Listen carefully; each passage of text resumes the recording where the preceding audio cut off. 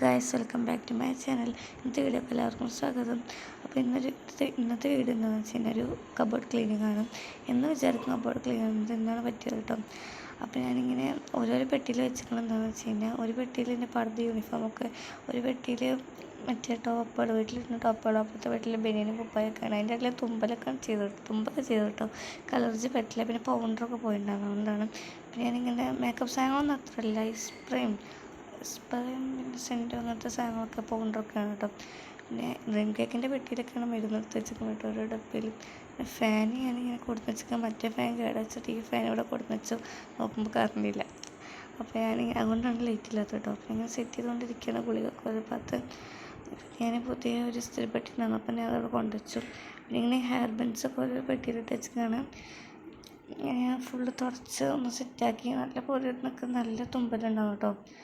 അപ്പോൾ ഇത്രത്തെ video subscribe ചെയ്യുക. Okay, bye bye.